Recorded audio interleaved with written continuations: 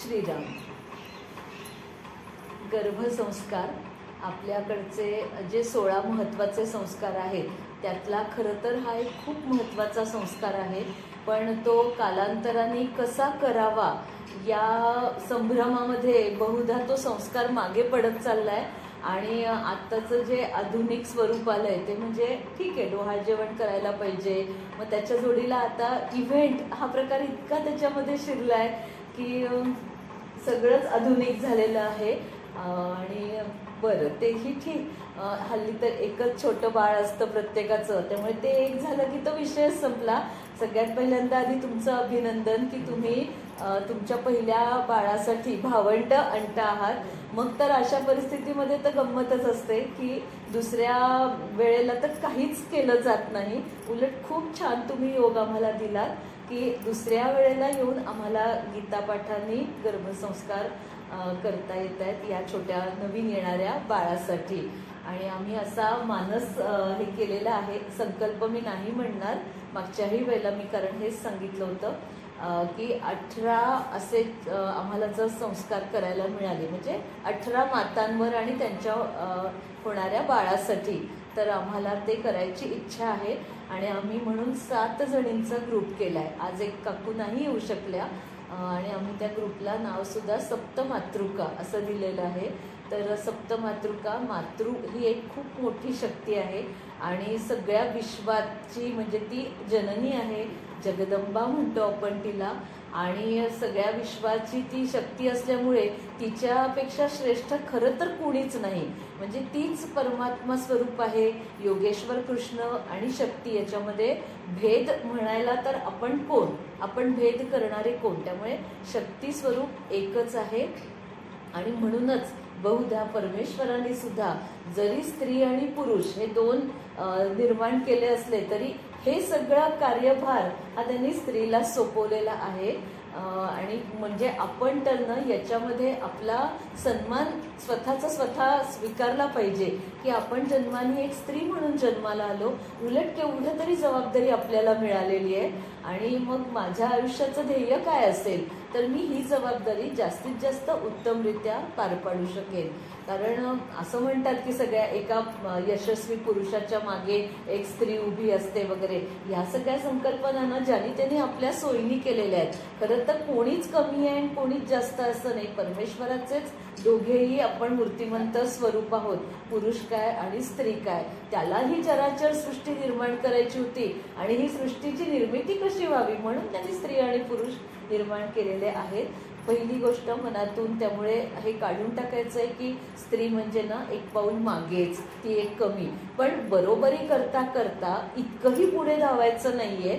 आज तुम्ही जर बघितलं का की आज आपण स्त्रियांच्या बाबतीत स्त्रीचा सन्मान किंवा स्त्री कोणाहीपेक्षा कमी नाही असं करता करता स्त्रियांमध्ये ना थोडा अहंभाव किंवा अहंकार इतका वाढीला लागलाय की मी मिळवतेय. माझ्या आईबाबांनी मला खूप शिकवलंय, त्यांनी मला स्वावलंबनाचे उत्तमोत्तम धडे दिलेत असं म्हणत म्हणत स्त्रिया म्हणतात मला काही कोणाची गरज नाहीये, मी कमवू शकते, मी सगळं स्वतःला मेंटेन करू शकते, मी सगळं मॅनेज करू शकते. पण तुम्ही असं पुरुष कुठला अद्याप म्हणताना बघितलात का? म्हणजे ही विचार करण्यासारखी गोष्ट आहे. माझ्या माहितीत तर एकही असा मुलगा, म्हणजे मला एक मुलगा मुलगी दोघंही आहेत, तर असं नाहीये म्हणजे मत की मुलगा असं म्हणत नाही मला काही कोणाची गरज नाहीये, मी राहीन एकटा, मी करीन मॅनेज. म्हणजे तो जर असं म्हणत नाही तर या मुली का आणि कधी म्हणायला लागल्या, हा एक विचार करण्याची गोष्ट आहे. आणि अशाच विचारातून माझ्या मनात आलं की हे गर्भसंस्कार करता करता आपल्याला कशा पद्धतीने त्या होणाऱ्या बाळाला घडवायला पाहिजे. कसं आहे, जेव्हा एखादी गर्भधारणा होते तेव्हा त्या गर्भामध्ये त्याचे पूर्वजन्मीचे संस्कार त्याच्या चित्तावर कोरलेले असतात, ते कॅरी फॉरवर्ड झालेले असतात, ते बाय डिफॉल्ट येणारच आहे. म्हणजे ते आपण बदलू शकत नाही. जसं आपण बघतो 2 जुळी मुलं जन्माला येतात तर आपण बघतो की एक जरा हसरं असतं तर एक थोडंसं किरकिरं असतं, काही करू शकत नाही आई त्याला. जे हसरं असतं ते सदैव हसतच राहतं आणि किरकिर. आणि आश्चर्य वाटतं की जन्माच्या वेळेस अगदी अवघा 5 मिनिटाचा फरक असतो, पण हा स्वभावातला अगदी मूलभूत फरक असतो. कारण हे पूर्वजन्मीचे चित्तावर कोरलेले संस्कार असतात, ते पुसले जात नाही, ते तसेच्या तसे पुढचा जन्म घेतला की पुढे येत असतात. म्हणजेच संस्कारचं महत्त्व किती आहे, अनन्यसाधारण. तर मग हे संस्कार करण्याचं भाग्य एका मातेला जास्त मिळालेलं आहे ना, कारण ते छोटंसं पिल्लू तिच्या पोटात वाढत असतं. रोज म्हणजे 24 तास ती त्याच्याबरोबर असते. तर 9 महिने गुणिले 24 तास एवढा कालावधी जर आपण बघितला तर किती काळ ती माता त्या आपल्या होणाऱ्या बाळाबरोबर असते. मग हे तिच्याही हातात आहे. जरी त्या बाळाचे पूर्वसंस्कार घेऊन ते बाळ जन्माला येणार असलं तरी सुद्धा त्याच्यामध्ये थोडासा बदल करण्याची शक्ती मातेच्या अंगी निश्चित आहे. आणि बदल हा निसर्गाचा नियम आहे. आणि याच्यासाठी मी दरवेळेला एक श्लोक घेणार आहे आणि त्या श्लोकाचा संदर्भ देणार आहे. आज माझ्या मनात 17व्या अध्यायातला 3रा श्लोक आलाय. श्लोक असा आहे, सत्वानुरूपा सर्वस्य श्रद्धा भवति भारत, श्रद्धामयोऽयं पुरुषो यो यच्छ्रद्धस्स एव सः. म्हणजे भगवंतांनी इथे अर्जुनाला सांगितलंय की श्रद्धा ही प्रत्येकाच्या ठाई आहेच आहे. श्रद्धा म्हणजे पण हा संस्काराचाच एक भाग झाला ना, की हो मी देवाला मानते का तर मानते, मी देवाला नाही मानत का तर मी नाही मानत. हा एक शेवटी संस्काराचाच भाग आलाय ना. आपण म्हणतोच की आई वडिलांचं जसं घरात पालन पोषण झालंय तसं थोडंसं ते मूल घडतं. पण त्याच्याही पलीकडे जाऊन आपण बघतो ना की घरात काहीच वातावरण नसतं पण ते मूल पुढे होऊन इतकं देवाकडे वळतं. मग हे कुठून आलं, ह्याचंच उत्तर ते चित्तावर कोरलेले संस्कार आहेत. आणि भगवंत अर्जुनाला तेच सांगतायत की श्रद्धा प्रत्येकाच्या ठाई आहे. मग ती श्रद्धा आपल्याला वाटतं आपण न सरसकट अंधश्रद्धा हा शब्द वापरतो, अशी अंधश्रद्धा कुठंच नाहीये. श्रद्धा ही श्रद्धा आहे. तर ती श्रद्धा फार तर आपण म्हणू शकतो की ती अज्ञ श्रद्धा आहे. म्हणजे अज्ञान असतं, मला नक्की समजतच नाही ना. खरं तर ह्या विश्वाचा जो पालक आहे तो परमात्मा आहे, परमेश्वर आहे. आपण नाही आहोत, नक्कीच नाही आहोत. आपल्या कल्पनेच्या, विचारांच्या, आकलन शक्तीच्या पलीकडे अशा अनेक गोष्टी घडत असतात की ज्याची उत्तरं आज तागायत. म्हणजे कलियुगाचं सुद्धा कितीतरी काळ लोटला, ही पहिली 3 युग उलटून गेली तरीही शास्त्रज्ञ, विचारवंत शोधतायत पण कित्येक गोष्टींची उत्तरं अद्याप सापडलेली नाही. म्हणजे त्याच्या पलीकडे काहीतरी आहे. मग हीच श्रद्धा आपल्याला ठेवता आली पाहिजे. याच्यासाठी एक माता आपल्या गर्भावर खूप उत्तम संस्कार करू शकते. आणि हरकत नाही, आता 9 महिने पूर्ण होत आलेत, अगदी कधीही म्हणजे म्हणतो आपण आज होईल का उद्या होईल इथपर्यंत परिस्थिती आली आहे तरी सुद्धा पुढचाही काळ आपलं बाळ आपल्याच बरोबर असणार आहे. आणि असं म्हणतात ना की एक वेळ ना हसरं बाळ सगळ्यांचं असतं आणि पिरपिर किंवा रडकं बाळ मात्र फक्त आईचं. मी तर म्हणते रडकंच व्हावं बाळ, म्हणजे ते आई बरोबर जास्ती राहतं ना. म्हणजे गमतीने म्हणते की त्याचाही कशाला असं वाईट वाटून घ्यायचं की शी बाबा माझं बाळ किती रडकं झालंय, सारखं रड रड रड रड चालते, जरा म्हणून कुणाकडे जात नाही, नाहीच जायचंय त्याला. असा विचार म्हणजे सकारात्मक विचार करून बघायचा. त्याला त्याच्या आईबरोबरच जास्त राहायचं असेल तर म्हणून ते मे बी रडकं असेल आणि मग आपोआपच ते आईबरोबर जास्त राहतं. तर माझ्याबरोबर जर माझं बाळ का तर ते रडकं आहे, नाही कोणाकडे जात, अगदी न म्हणजे काट्यातला गुलाब आहे तसं आहे माझं बाळ. चालेल की कोणी आलं की लगेच काटे टोचतंय त्याला ते, आणि त्यालाही टोचवते, दुसऱ्यालाही ते घेऊ देत नाही, आणि आपण जोरात ठॅ ठॅ करून रडायला लागतं की शेवटी आईशिवाय त्याला पर्याय राहत नाही. छान म्हणायचं उलट. म्हणजे उलट मला तर जास्त संधी आहे की मी माझ्या बाळाला उलट किती छान प्रकाराने वाढवू शकते. मला जे हवं ते त्याच्यावर मी हळूहळू एक एक गोष्टी त्याच्या मनावर मी बिंबवू शकते. आणि हा प्रयत्न आपण नक्कीच करू शकतो ना. कारण आपल्याला माहिती आहे, आता मी ह्याच्यासाठी एक उदाहरण देते. आपल्याकडे आता सगळ्यांकडे लिलीचे कंद असतात.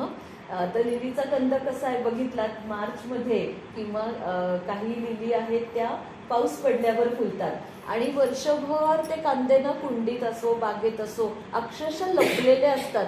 म्हणजे असं लक्ष ठेवावं लागतं, हा त्या कोपऱ्यात लिलीचा कांदा आहे. आणि अचानक ना मार्च लिलीला ना बघता बघता फेब्रुवारी एंड, म्हणजे तारखा बघाव्यात तुम्ही, फेब्रुवारी एंड आला की असं अचानक त्याला फूट यायला लागते. कुठून तरी एक दोन असे कळा त्याचे डोकावतात आणि एकदम फुलं येतात. आणि ते पावसाची लिली, वर्षा लिली म्हणतात, ती तर येडीच. म्हणजे खरं की आता परवाचा पाऊस पडला तरी बागेत लिली फुलली आहे. म्हणजे वर्षभर ते कुठे असतात माहित नाही ना. तसंच आपण सुद्धा ना ते जे आपण जे संस्कार करतोय किंवा आपल्याला जे पाहिजे, जे आपल्या बाळांनी व्हावं असं वाटतं, ते सतत सतत टाकत राहायचंय.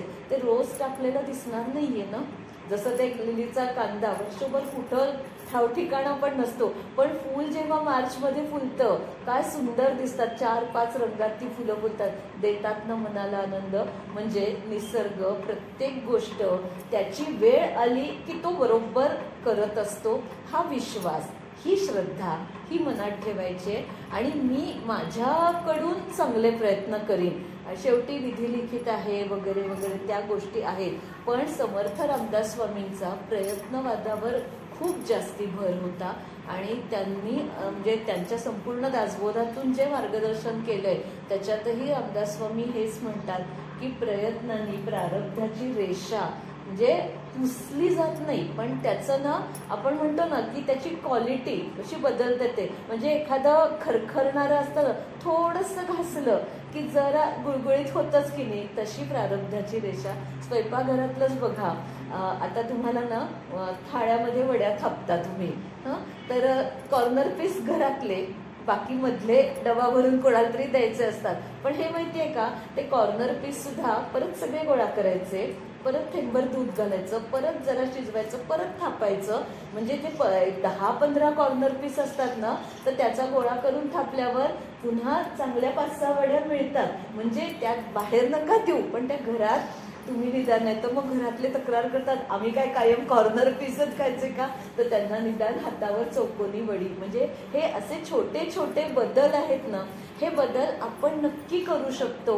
हा विश्वास, ही श्रद्धा मनामध्ये ठेवायचे आणि जीवनात चढ उतार हे होतच राहणार असतात. आपल्यावर पुढचा क्षण कसा येणार आपल्याला माहीत नसतो, पण आपण समयासी असावे सादर. मनामध्ये श्रद्धेच्या बळावर माणूस खूप काही करू शकतो. आणि म्हणून मी म्हटलं की ती अंधश्रद्धा वगैरे असं काही नाही. म्हणजे इतकं पण त्याच्या आहारीने जायचं की हो माझे स्वामी आहेत ते मला तारून नेतील, पण ते कधी तारून नेतील, तर भगवंताचं म्हणजे गीतेमध्ये तर त्यांनी हेच सांगितलेलं आहे की तू 1 पाऊल पुढे टाक, मग मी तुझ्यासाठी 10 पाऊल देणार आहे. मी बसून राहीन आणि माझे स्वामी येतील आणि मला या संकटातून वाचवतील तर सॉरी. स्वामींना पण मग कुठल्याच स्वामींना, कुठल्याच महाराजांना मग अशा आळशी भक्ताकडे वेळ नाही लक्ष द्यायला. जो प्रयत्न करतोय, खटपट करतोय, त्याच्या प्रयत्नांना यश देण्याची जबाबदारी भगवंताची आहे. आणि हा विश्वास घे आणि तुझ्या बाळासाठी, तुझ्यासाठी, त्या बाळाच्या दादासाठी, बाबांसाठी, आजी आजोबा. उलट खूप छान असं आत्ताच्या काळात आपल्या म्हणजे ब्राह्मणांच्या घरी ही अशी गोकुळ कुटुंब जी आहेत ना, तर ही जपली पाहिजेत. पुढच्या पिढीला आपण काय देणार. म्हणजे मला तर नेहमीच वाटतं की खरोखर आता एकटाच आहे हा, तर दिवस त्याला खायला उठतोय, शाळा असते 3 तास, तेवढा तरी वेळ जातो. आता आई जॉब करणारी, बाबा जॉब करणारे, आजी आहे म्हणून घरात नातवाच्या मागे फिरते, नाही तर ते कुणाच्या मागे फिरणार. असू देत भावंड, म्हणजे भावंड तर ना मी तर म्हणते भांडून भुसकट पाडायला का होईना पण भावंड पाहिजे. कारण भांडून भुसकट पाडायला ना शेजारचा येत नाही, त्याच्यासाठी आपलं हक्काचंच लागतं. आणि आपलं हक्काचं माणूस असतं. मित्रपरिवार कितीही जोडलेला असू दे, कुठंतरी एखादी मर्यादेची रेष येते, म्हणजे आपले रक्ताच्या नात्याचे जोडलेले असतात ते सहसा. म्हणजे हे बघा, शेवटी ना अपवाद हा सगळ्याच गोष्टीला असतो, पण असू दे, त्यांनाही त्यांच्या आनंदातला आनंद जगण्यासाठी ना थोडे कष्ट आपल्याला अधिक आत्ता काढावे लागणार आहेत. की एकाच्या ऐवजी 2 बाळं सांभाळायचे. आता तर किती सर्कस होणार आहे माहिती नाही, मज्जा मज्जा येणार आहे. पण तो सगळा सर्कशीचा काळ, आपण बाहेरची सर्कस नाही का पैसे देऊन तिकीट काढून केवळ आनंदासाठी, मग जीवनाची सर्कस, जीवन हे सुद्धा सर्कस आहे, युद्ध आहे. म्हणजे गीता ही फक्त काही रणांगणात जाऊन लढणाऱ्या अर्जुनाला सांगितलेली गीता नाही, तर आपल्या जीवनात सगळ्या गोष्टी घडत असतात. सुख आहे, दुःख आहे, सगळं आहे. आपल्याला कष्ट तर अपरंपार करावे लागतात आणि कष्टविना तर कुठलंच फळ नाही. आनंदाने सामोरं जायचं. आणि आधी बघ, म्हणजे एक माझ्या मनात एक होती श्रद्धा की ताई बसेल, जे पण आल्या आल्या मला जरा सांगितलं की ती आत्ताच जाऊन आली आहे, जरा थोडंसं असं म्हटलं बरं ठीक आहे. तरीही आम्ही असं ठरवलं की यावेळेपासून, म्हणजे आजच आम्ही निर्णय घेतला की पूर्ण 18 अध्याय मिळाला ना, जवळजवळ 2.5-3 तास लागतात. मग त्या म्हणजे त्या ताईचा एवढा कदाचित पेशन्स राहत नाही. किती वेळ म्हणतायत मला पडायचंय आणि तिचं मन तिला खात राहतं, मला खरं म्हणजे झोपायचंय दार लावून, पण आता बाहेर सासूबाईंनी अरेंज केली आहे गीता, आता काय करू. आणि त्याच्यात जोडीला म्हणजे मामे सासूबाई येऊन बसल्या, त्यांच्या मैत्रिणी, मी काय करू. ही वेळ येऊ नये ह्याची काळजी आम्ही घेतली, म्हणून आम्ही सिलेक्टेडच अध्याय म्हटले, बाकीची 2-3 स्तोत्र. आणि चेहऱ्यावर तुझ्या पूर्ण आनंद आहे, आलो त्या क्षणापासून आणि आत्तापर्यंत हीच श्रद्धा आहे की तुला काही आम्ही कंपल्सरी बस म्हटलं नाही, पण तू तुझ्या मनाने बसली. बरं, प्रत्येक वेळेला म्हणून मी म्हटलं 7 अध्याय निवडले की आम्ही 7 जणी आहोत, एक जणसाठी एक अध्याय. आम्ही ते फुलसुद्धा मग एक जणी वाहतो. पण मी आता असं ठरवलंय की अशी ताई असेल तर तिलाच व्हायला द्यायचं. उद्देश हा आहे की 18 अध्याय म्हटले, ती जर बसणार असेल, खरं तर 5व्या महिन्यात वगैरे केलं तर ती निवांत बसू शकते. त्यानिमित्ताने जरा उठबस होते, एका जागी बसून पायाला रग लागते आणि मन न आपलं जास्त केंद्रित होतं. म्हणजे तुला जर माहित नाहीये की कधी अध्याय संपतोय, तर तू उलट लक्षपूर्वक आम्ही म्हणत असताना सुद्धा ऐकते की हां, अचानक ते कधीही मला खूण करतील आणि हातात देतील तुळशीचं पान की आता व्हायचंय. मग ही एकाग्रता, हे केंद्रित होणं, हेच तर जीवनामध्ये खूप महत्वाचं आहे. म्हणजे एक गीतापाठ नुसताच येऊन आल्या, म्हटल्या आणि गेला इतका नाहीये, तर तो आपल्याला जाता जाता काय काय देऊन गेला याच्यावर सुद्धा मनन करावं. खूप काही आम्हालाही दरवेळेला काहीतरी मिळत राहणार आहे आणि ज्या ताईसाठी आम्ही करणार आहोत तिलाही ते मिळत राहणार आहे. फक्त मनामध्ये श्रद्धा कायम ठेवायची आहे आणि त्या श्रद्धेच्या बळावर सगळं काही सुखाचं होणार आहे. किंचित किंचित किंचित किंचित येतात मध्ये मध्ये मध्ये, लगेच गुळगुळीत करायचे, साफ करायचे आणि पुढे वाटचाल करत राहायची. आणि खूप खूप शुभेच्छा बाळाला, तुला सगळ्यांना खूप खूप शुभाशीर्वाद आणि दादाला पण. हां,